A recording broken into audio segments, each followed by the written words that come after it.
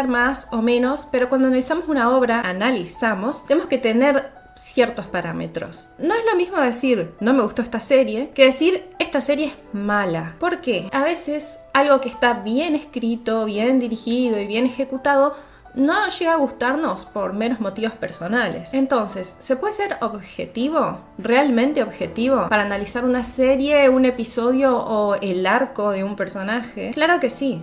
Y aclaro esto porque vi muchos comentarios de gente que piensa que en To Be Hero X los arcos de personajes femeninos no estuvieron a la altura, que no fueron lo suficientemente largos o sencillamente que no alcanzaron esas expectativas que se tenía sobre ellos. ¿Por qué pasó esto? ¿Tienen razón o es una opinión sesgada? Hoy vamos a analizar los arcos de Xian, Queen y Loli y ver en qué fallaron y por qué la audiencia no quedó satisfecha del todo. Pero antes les recuerdo que se suscriban al canal, así no se pierden ningún video, o si ya lo hicieron pueden dar like y dejar un comentario, que eso me ayuda mucho con el algoritmo. Y ahora sí, veamos en qué se equivocó Howlin, si es que se equivocó en algo. Tenemos 3 personajes femeninos en el ranking de los 10 héroes, es decir, 3 de 10, algo que mucha gente estuvo señalando últimamente. A ver, no lo dirían si no fuera porque estos arcos del Donghua dejaron mucho que desear, en especial el de Queen. Y acá quiero hacer un disclaimer porque muchos lo justifican diciendo que Queen va a volver a aparecer en los otros arcos y que va a tener un rol importante,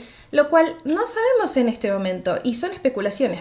Pero, incluso si fuera cierto, todos los héroes aparecen en otros arcos y aún así no se siente que les haya faltado profundidad o desarrollo, exceptuando el caso de Loli, pero bueno, ya vamos a llegar a eso más adelante. Ling Ling, que aparece en el primer arco, es el único que no vuelve a aparecer en otros arcos porque la narrativa de la serie retrocede en el tiempo. Y además su desarrollo tampoco se siente que quede a deber nada, incluso aunque su arco haya tenido que introducir los conceptos principales de la serie, tales como los héroes, los puntos de confianza, toda esa cuestión, diseñándole un capítulo entero a la historia del hombre firme. Todo se siente fluido y orgánico, entendemos de dónde viene Ling Ling y cuál es su motivación para hacer lo que hace, por qué quiere volverse un héroe, que son las cosas principales y lo mínimo que quiero ver de cada héroe. Sin eso ya vamos mal de entrada. Ling Ling tiene una escritura fuerte, con debilidades que apelan a la empatía del espectador, a que podamos decir soy ese y nos identifiquemos, pero también con virtudes que lo hacen noble y nos despiertan admiración, como su resiliencia, su capacidad de sobreponerse a los problemas incluso en los momentos más difíciles. Tiene un arco de personaje con la estructura del viaje del héroe, donde se transforma y muere simbólicamente para renacer como un verdadero héroe. En el caso de Ace Soul vemos algo similar. Yancheng tiene sus debilidades, con lo cual es facilísimo conectar porque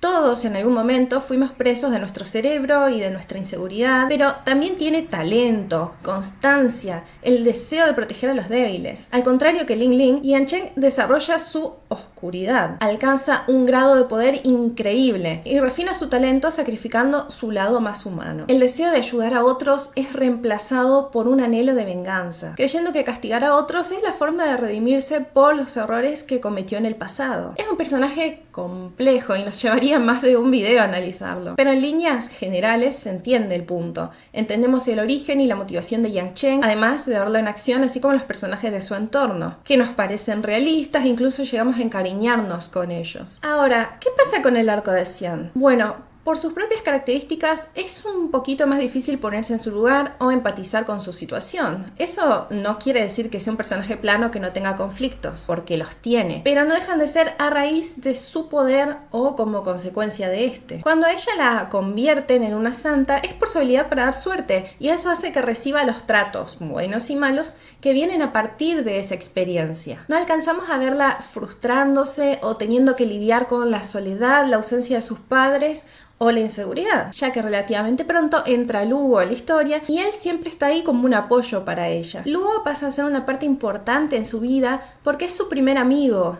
Él también se vincula con la música y por eso cuando ella deja el orfanato y pierde a Luo se da cuenta de lo terrible que es perderlo. Sin embargo, ahora que no tiene que cumplir con las obligaciones de ser una santa, está mejor. y usa la música para reconstruir su vida poco a poco. Es entonces cuando llama la atención de la agencia DOS y cuando la reclutan, ella acepta con una condición, que la vuelvan a reunir con Luo. Sin embargo, esta condición no se cumple y no pasa nada. Ella sigue ahí como si nada. Incluso, aunque en varias ocasiones menciona que ella no tiene el interés o el deseo de ser heroína, tampoco la vemos sorprenderse demasiado cuando se infiltra en el orfanato y se entera de que Luo todavía sigue con vida. Es como, ¿dónde está su reacción? Tipo, podría ser menos NPC. De verdad, este tipo de detalles hace que sea difícil entender a Xian. Sus momentos de introspección son prácticamente nulos. No queda muy claro por qué hace las cosas que hace, qué pretende lograr, en qué le afecta el hecho de haber perdido a Luo y luego recuperarlo. Y aún así, este es mejor que los 2 arcos que le siguen. Si las reacciones de Xian parecen de NPC, agárrense cuando llegue Queen. A ver, aclaremos una cosa, ¿sí? Yo no soy hater. Es más, fui la primera en enamorarse de Queen y esperaba con muchísima ilusión su arco. Lo que nos dieron en el tráiler me encantó, me sedujo. Llegué a pensar que Queen se iba a volver mi favorita de la serie. Pero ¿saben qué pasa? No hubo ningún momento en su arco donde sintiera un mínimo hype. Ni siquiera en esa pelea que dura como 10 minutos, porque fue prácticamente una pelea vacía, sin trasfondo ni motivaciones reales. Fue prácticamente una excusa para mostrar una tremenda animación, eso sí, y para que Queen quede fuera del torneo la segunda vez, ¿no? Lo cual también me hace pensar si influye en algo o no que ella quede fuera del torneo, porque seguramente X lo iba a ganar también. Y no sé, a lo mejor no tenían ganas de volver a meter escenas de torneo, yo qué sé. Queen tenía una premisa súper interesante. Es alguien capaz de crear o modificar reglas, dispuesta a luchar contra quien sea para convertirse en la próxima X y cambiar el sistema. Todo muy bonito, pero primero, nunca la vimos usar su poder como tal, sino que pelea usando fuerza física, metiendo como aumentos, mejoras o bueno, haciendo lo que sea que hace sin que sepamos exactamente cómo funciona, por qué tiene un determinado rango y qué cosas puede llegar a hacer con su poder. Es decir, vemos cuando congela a Bow en el edificio. Y ahí me pareció, wow, esta chica tiene un potencial enorme para hacer cosas increíbles y la verdad que solamente la vamos peleando con fuerza física. Y se siente como que no se termina de entender del todo cuál es su poder realmente. Segundo, ¿cuál es su plan para cambiar el sistema? Porque si su intención es la de monopolizar el poder, digamos, y que ella sea quien imponga las reglas y tome las decisiones importantes, Queen convive con 2 empresarios de DOS que son prácticamente su familia. Deben haberle mencionado que la última vez que se hizo eso no salió muy bien, que digamos. Lo que quiero decir es que no hay un plan, una estrategia clara. Es más como un voten por mí, pero sin propuestas. Y eso contando con que alguna vez llegue a ser X. Además, ¿qué pasa si después pierde? ¿Las cosas vuelven a ser como antes? Veo muchas cosas sin sentido en la ideología de Queen. Y eso que todavía no mencionamos, su falta de personalidad. Tiene que haber un porqué, una razón. ¿Qué es lo que Queen desea realmente? Buena suerte intentando adivinarlo, porque si hay un personaje que tiene aún menos introspección que Xian, es Queen. Si alguien se está preguntando qué es la introspección, bueno, ¿vieron cuando el personaje aparece en la pantalla, así como mirando algo que está pasando y podemos oír sus pensamientos? Es eso, básicamente saber qué piensa el personaje ante determinadas situaciones o cómo se siente. Como en el capítulo de Ghostblade, sí, que está ahí, está hecho a la perfección. O sea, ese es un ejemplo clarísimo de introspección. Queen tiene ese problema. Ni sus logros parecen tan grandes, ni su derrota parece agobiante. Es más, se repone tan rápido como si nada hubiera pasado. ¿Acaso forjó un carácter duro? Porque al crecer vivió con mucha presión, tuvo una infancia con problemas por ser tan inteligente y aplicada, capaz le hacían bullying en el colegio, o su familia vivía metiéndole presión, o quizás se inspiró de algo o de alguien. Bueno, sinceramente, hasta la chica lobo del capítulo del hombre firme tuvo más backstory que Queen. Pudimos ver su pasado y entender de dónde venía y por qué actuaba así. A mí me duele muchísimo, porque esperaba con tantas ganas este arco, y lo único que aprendí de Queen es que siempre se ve seria, pero le gustan los animalitos cute. Mejor dejémoslo ahí, sí. Ya pasemos al arco de Loli, porque a esta altura del video sinceramente me estoy deprimiendo y quiero terminarlo cuanto antes. Loli, Lily, le doy la ventaja de que es un personaje joven y por eso tampoco se espera que ya tenga tanto recorrido hecho o que tenga tantas cosas vividas. Estuvo bien cómo trataron al personaje al principio, ¿sí? Mostrando algo que la acomplejaba desde su infancia, es decir, el hecho de que todos la vieran como una niña linda